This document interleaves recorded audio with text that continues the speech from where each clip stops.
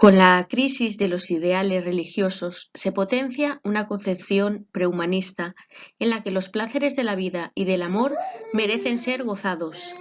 Es un mundo de contrastes, de lucha entre el espíritu y la carne. En España, el arcipreste de Hita representa el triunfo pleno del amor y del gozo de vivir. Esto es un capítulo sobre el arcipreste de Hita. En el siglo XIV, la nueva literatura gana en realismo, en sátira y en humor, lo que empieza a perder ya el carácter religioso que habíamos visto en los siglos anteriores. El carácter narrativo y descriptivo de los poemas del siglo XIII van cambiando hacia un criticismo social, moral, que adopta nuevas formas comprometidas de denuncia, más que de una didáctica de tipo religioso. La extensión del mester es variable según la crítica. Mientras que Dellemont y López Estrada mantienen que solo las obras del siglo XIII son de la clerecía, Menéndez Pidal, un crítico del siglo XIX, sostiene que también las del siglo XIV se tienen que incluir bajo esta etiqueta. Sí que es cierto que hay ciertas diferencias entre las composiciones de un siglo y las de otro. De ahí que no sea tan fácil alegar la segunda estrofa de nuestro libro de Alexandre como una suerte de poética del mester de clerecía. Mientras que en el siglo XIII hay una mayor regularidad de la cuadernavía, en el siglo XIV empieza a haber un poco de heterogeneidad con la aparición de letrillas, pareados, trísticos. No es la cuadernavía única y exclusivamente una métrica de las estrofas en este siglo. Las del siglo XIV empiezan a introducir también elementos líricos en oposición a lo que se había predominado hasta ahora en cuanto a la narrativa. Y el didactismo, que es bastante claro al principio de este mester de clerecía en el siglo XIII, se va haciendo durante este siglo XIV un poco más ambiguo.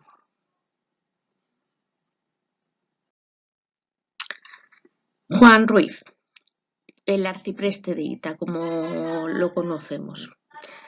Tiene afán de reconocimiento, no solo se nombra en su obra, sino que se hace retratar por uno de los personajes dentro del tipo sanguíneo, según la fisonomía medieval, tranquilo, placentero, enamoradizo.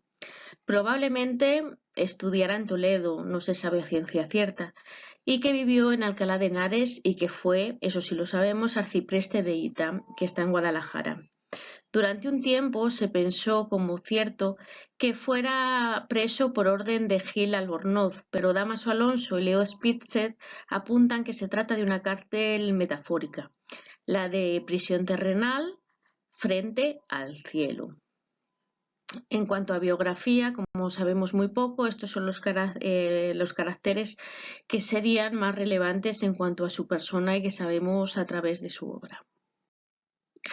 Las características que encontramos del libro de Buen Amor, como lo conocemos desde el siglo XIX, es que ninguno de estos manuscritos, que se encontraron 3, tiene título. Desde la primera edición de Tomás Antonio Sánchez se llamó libro o Tratado del Arcipreste.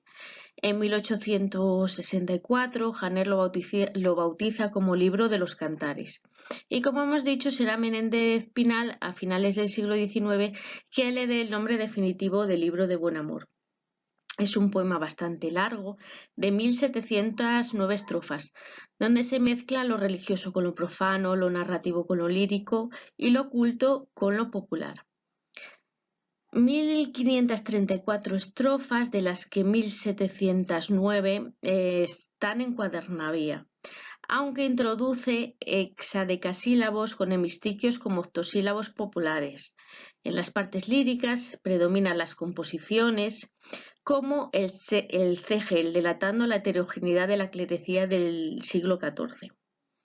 Su estilo mezcla lo culto con lo popular. Por influencia escolar también utiliza el amplificatio mediante numeraciones, sinónimos juntos, perífrasis, ilustración con ejemplos, etc. Y de la escolástica recoge la fórmula del himno bíblico, que es un vocativo más una oración de relativo, donde las digresiones y las estructuras son coordinativas. De lo popular toma la yuxtaposición, lo ético, las formas fáticas juglarescas y numerosos rasgos del habla popular. Diminutivos, aumentativos, hipérboles, refranes, exclamaciones, interjecciones. Así se muestra, es una obra bastante heterogénea y es un producto típico de esta clerecía del siglo XIV.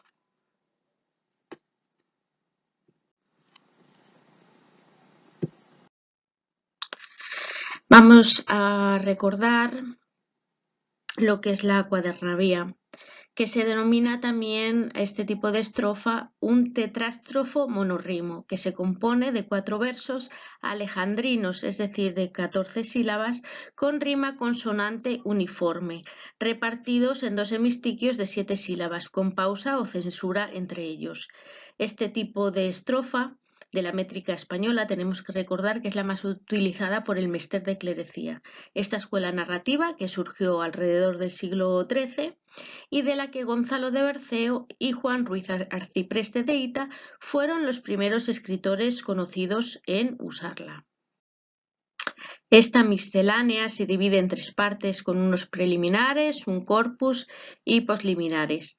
Los preliminares se abren con una oración y se cierran con unos gozos a la Virgen, que era lo tópico ya en esta clerecía.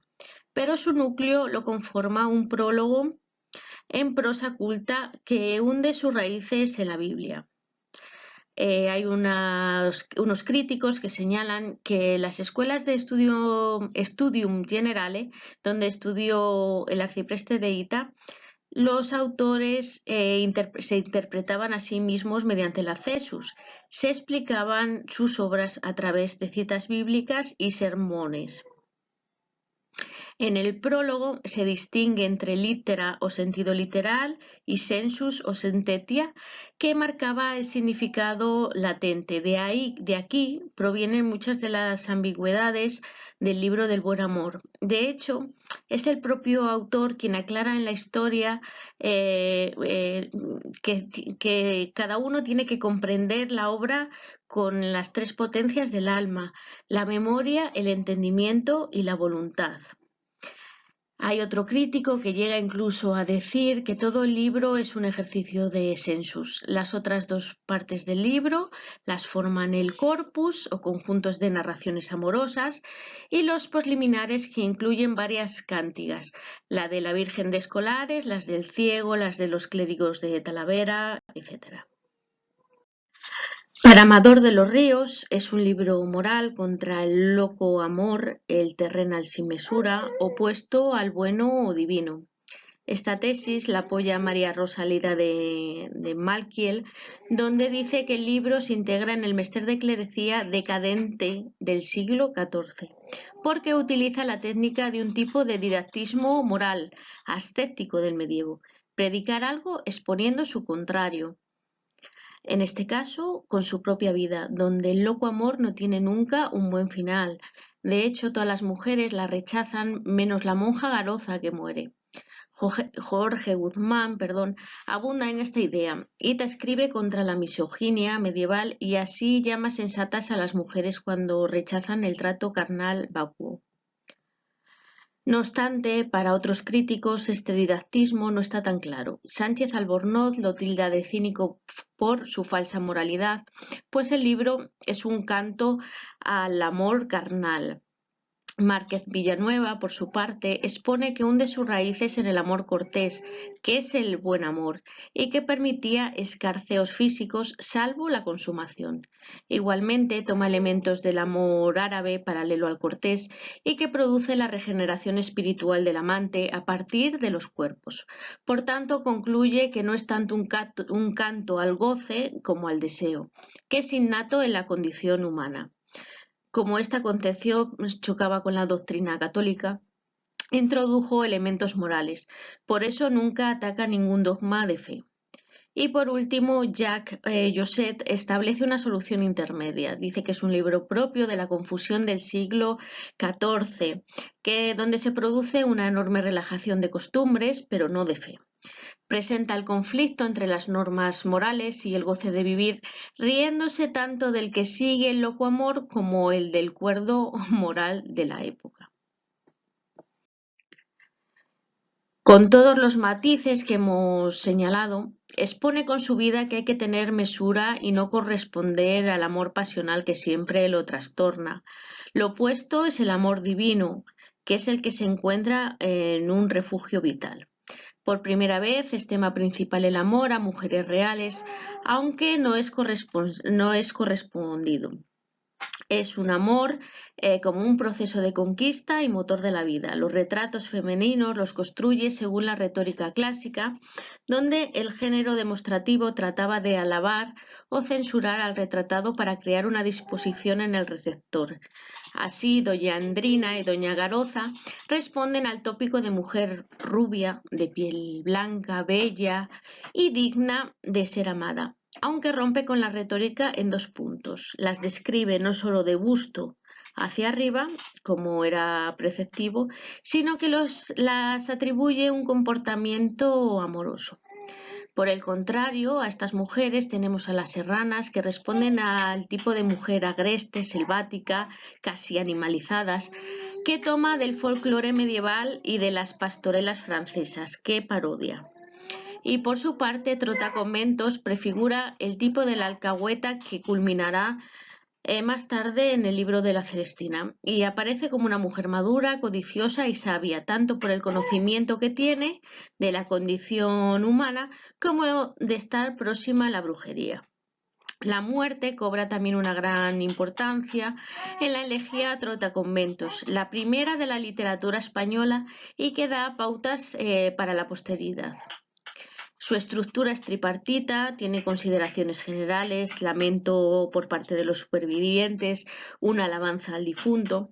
La muerte es cruel, la describe como tal, de ahí lo inútil de acumular bienes terrenos y de albergar esperanzas, aunque sabe que tenemos que prepararnos para que nos acoja.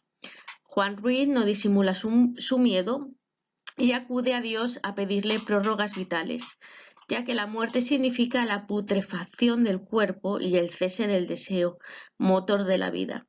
Esta verdad moral de la brevedad de la vida le sirve para actualizar los tópicos que hasta ahora había en su tiempo, analizando humorísticamente a todos los estamentos del siglo XIV, especialmente a la propia Iglesia, ya sea mediante la parodia, como la de los clérigos de Talavera, que se niegan a renunciar a sus barraganas, o la aseveración contra el afán de riquezas del clero. Y hasta aquí el capítulo de hoy sobre el arcipreste de Hita. Si te ha gustado, dale un like, suscríbete a mi canal y comparte con tus amigos. Muchas gracias.